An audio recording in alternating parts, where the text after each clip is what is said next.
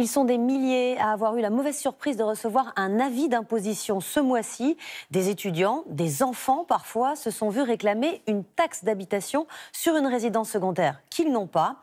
C'est bien évidemment une erreur de la direction des finances publiques. Mais que s'est-il passé? Dorothée Lachaud, Samuel Guibou. Il y a quelques jours, en ouvrant sa boîte aux lettres, grosse frayeur pour Luigi Brasi, 21 ans, étudiant en école de commerce. Un courrier du fisc lui réclame 1 944 € de taxe d'habitation.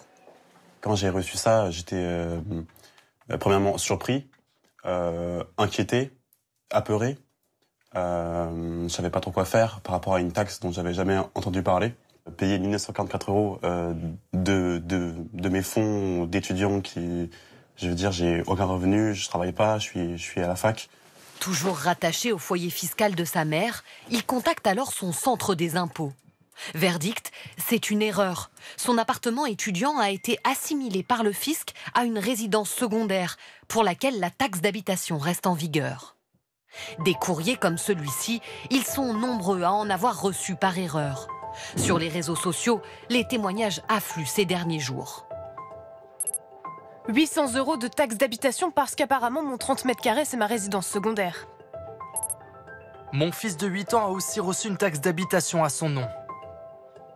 Dans les centres des impôts, les agents croulent sous les appels, selon les syndicats.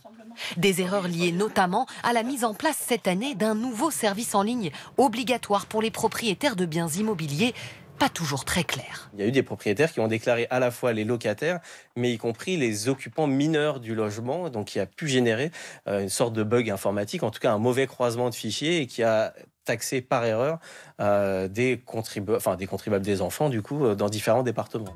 Contactée, la Direction générale des finances publiques relativise.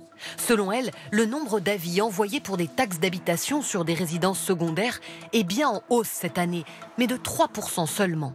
En cas d'erreur, le fisc vous invite à appeler ce numéro vert ou à le signaler via votre messagerie dans votre espace personnel.